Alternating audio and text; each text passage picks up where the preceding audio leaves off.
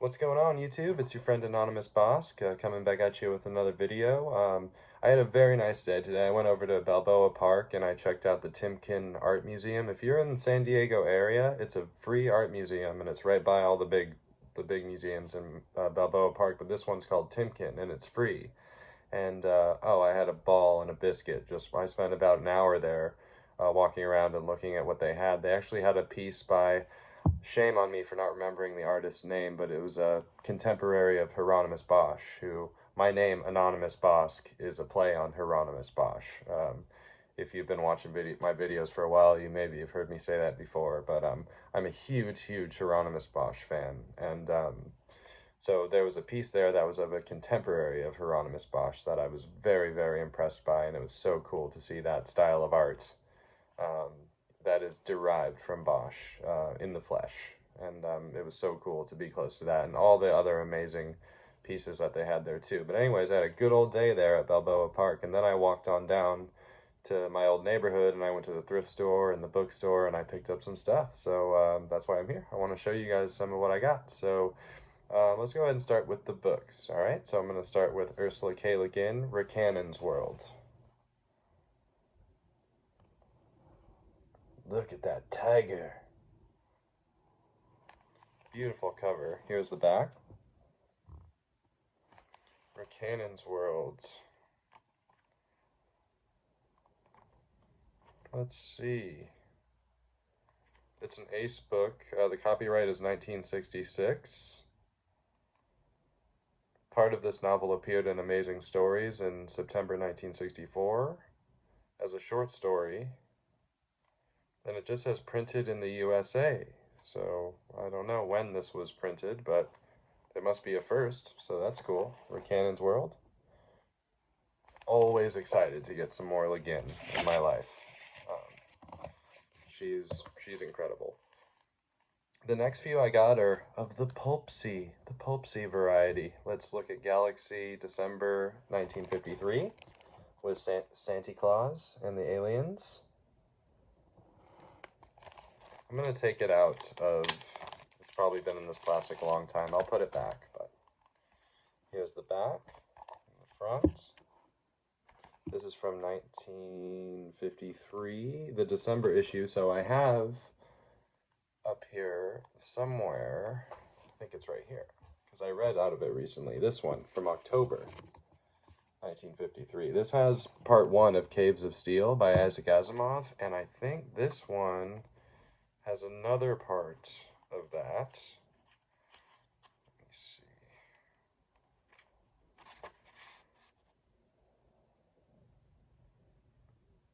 This is the conclusion to Caves of Steel, so I'm missing the middle one. Unfortunately. But here's these. These are both from 1953. October and December. Christmas month. Here we got Santa Claus. So I read part one of Caves of Steel by Asimov, and I was impressed. I liked it a lot. So now I have the conclusion, so now I just need the middle one. Let's see if I can find any. Here's The Dark Door by Alan E. Nourse, and here goes a illustration. The illustration and the pulps are so cool. 1953. So this has The Dark Door by Alan E. Nourse. It has a Theodore Sturgeon, Mr. Costello, hero. It has Robert Sheckley, Frederick Brown, Isaac Asimov, of course, Willy Ley. So Robert Sheckley is One Man's Poison. Frederick Brown is Hall of Mirrors. Edward Wellen, Origins of Galactic Medicine. The Conclusion of Caves of Steel by Isaac Asimov. And For Your Information by Willy Ley. That's from the science department. So it's funny how much different stuff you get in here. And here goes like a postcard kind of, you can send in, and the page is kind of folded there, and it says your name and address right there. Let's see if I can't find another. Here's Mr. Costello. Looks like maybe some military SF kind of thing going on. So this is December 1953, Galaxy. magazine. So I got this. And I got one other issue of Galaxy. It's the October 1959. And I'm also going to take this out. Oh, it's really sealed in there. Just a little piece of tape would do, but this one is in there pretty good. Hold on. Ooh, sorry. Ooh, ASMR for you guys. Who knows how long it's been since this is been out. Look at that cover. And really what got me for this one is I saw the name Clifford D. Simak on it. Here goes the spine. October 1959?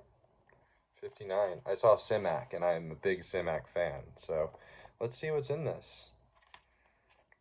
We've got a novella by Christopher Grimm called Someone to Watch Over Me. We have novelettes. First one by Clifford D. Simak called A Death in the House. Next one by John Brunner, who's also awesome, Silence. And the next one is Charles Satterfield, Way Up Yonder. And then we have a few short stories. We have The Last of the Morticians by E.C. Tubb. We have King of the Planet by Wilson Tucker. And we've got True Self by Elizabeth Mann Borges. Borges, I think that's how you say it. And then Willie Lay again in the science department. Willie Lay. Willie or won't he lay? I hope he lays. So we'll see. There we go. And I'll try to find, let's see if we can get, here's a 2-page illustration there. And let's see if we can get something a little more crazy. Let's see what else we can find. It's so fun to just flip through these and just see the pulp arts. Let's see. The For Your Information ones kind of have cool art. Just very science-y, very constellation-y. So that's October 1959. I'll give you a good look at that cover again. The back. That's Galaxy.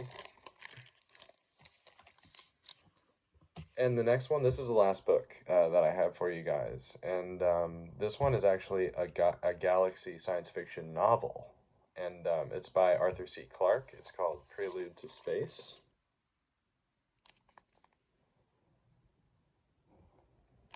I've heard about these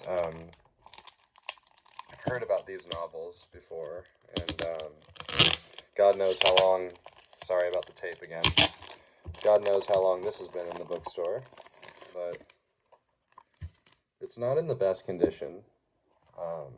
Prelude to Space, it's Galaxy Science Fiction Novel number 3. So it's a very early one. This was a whole series. Prelude to Space. Here's the back and the front again. Let's see if they have illustrations in these. I don't have any of these. This doesn't have any illustrations, but that's okay. Copyright 1951. 1951. It's an oldie. It's got the pulp smell and the pulp pages, and it's pretty well together for being from 1951. I mean, that's 2 years away from being from the 40s. I mean, that's pretty old school. Okay, one more look. Prelude to Space. Galaxy Science Fiction number 3. So that's really cool to have, and I hope to collect more of those. Okay, so the next avenue I want to go down is art.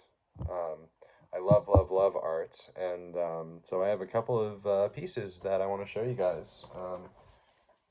The first one that I want to show you was actually painted by a very talented painter at my work. Her name's Joan.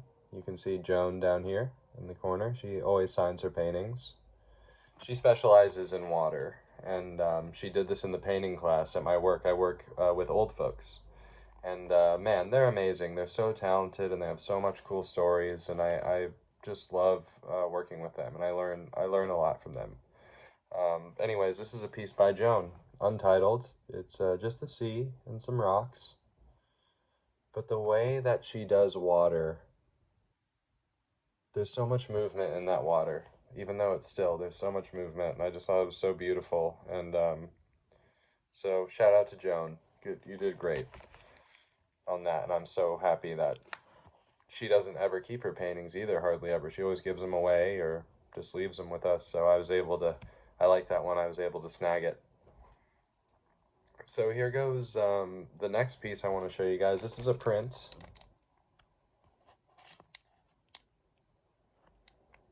And it's by artist Kathleen Burgin.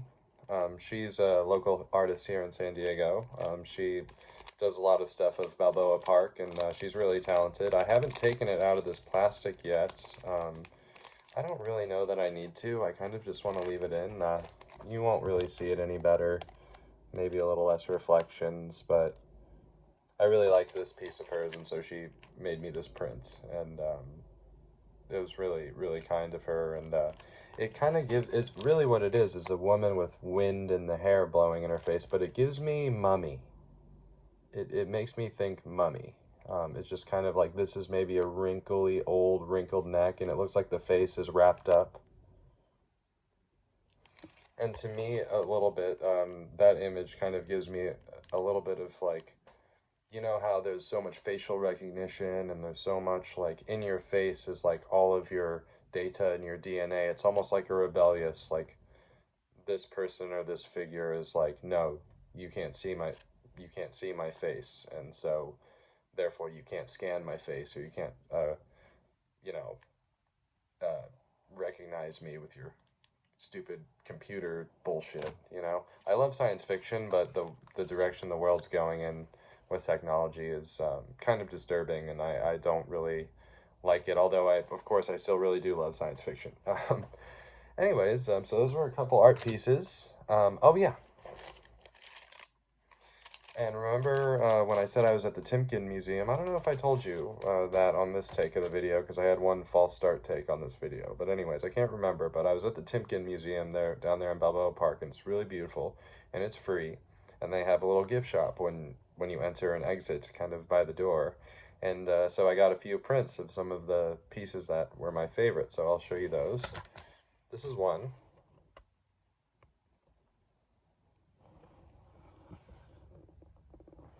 Look at this shadow figure back here. Looks like someone sitting cross-legged, and they kind of have their arm out, like kind of like this. Whatever it is, it's just that shadow figure up there really sold me on this one. Here is Salome. Salome had the story of Salome is a biblical story where um, she wants to, you know, the priest to kiss her, but she won't kiss her because he believes that she's a heathen and her mother's a heathen. And so, you know, long story short, she has the priest beheaded. And so here is Salome with her silver platter. And I don't know if you guys have ever heard "Bring me his head on a silver platter," but I've heard that before, and I believe that is a reference to Salome, biblical title. So there's Salome. Here's a really beautiful piece that they're actually working on restoring. The actual piece of this is huge, and I think it's called Lovers in the Park, and it's really pretty. There's a lot to see here.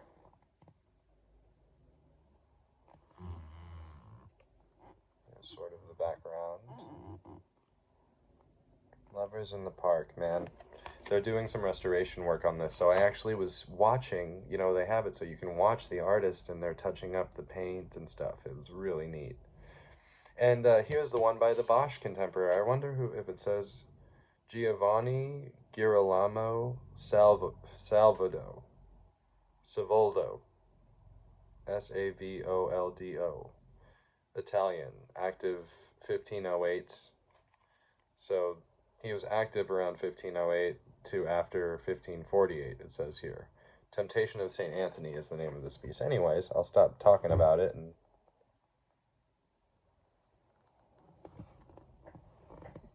so there's a lot to see here. I mean, kind of up there is sort of the hell, and down on this side of the is all sort of hell-ish.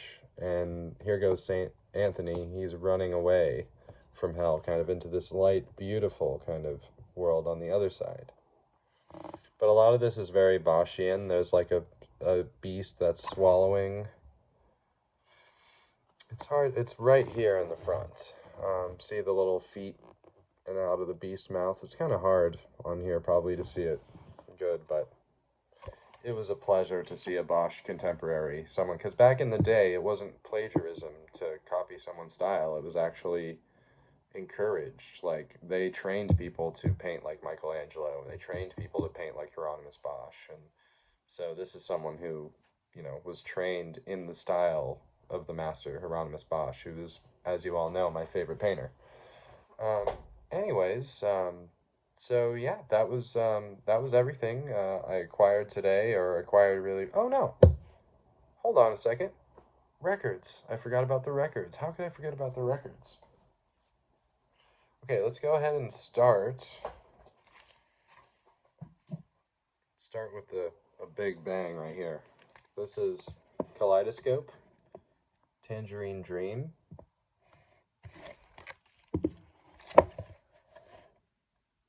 There's a whole tale on the back of this, but I'm not going to read it all to you, but I'll spare you guys that. But this is Tangerine Dream by Kaleidoscope.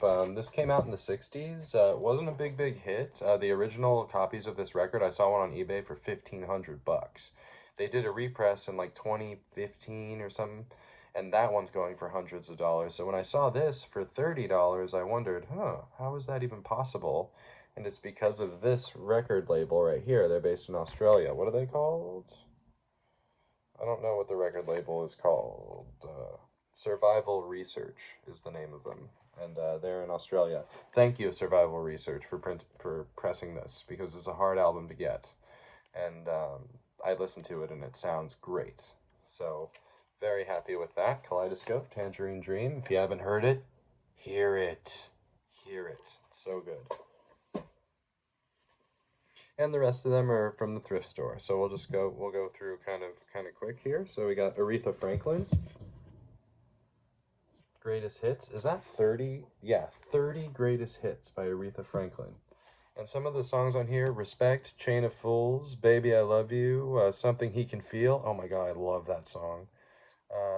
She does a version of Can't Get No Satisfaction.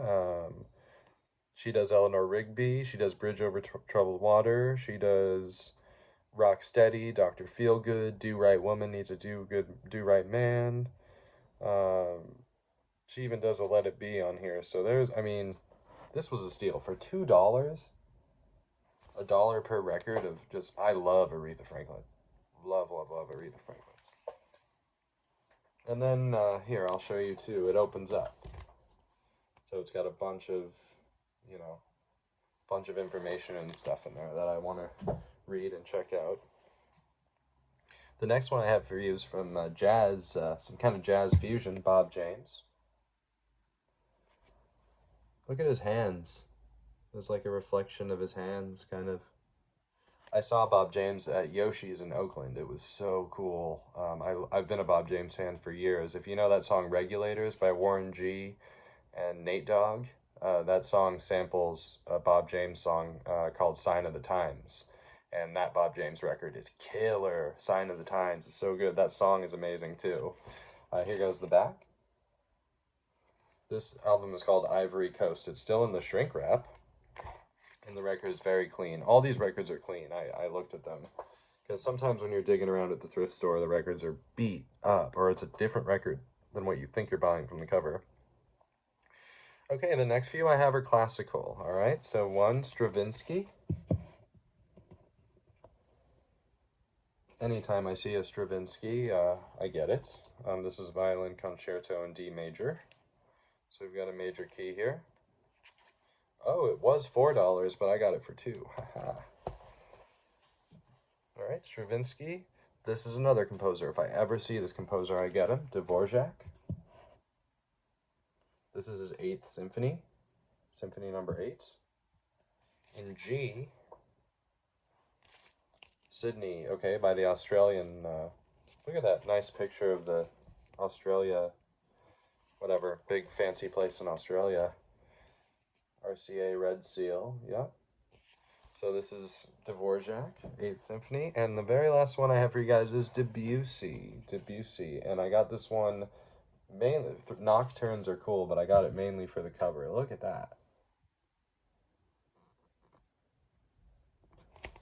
If that's not sci-fi, I don't know what is. The leaf hands and the stars, sphere in the middle, and this is three nocturnes.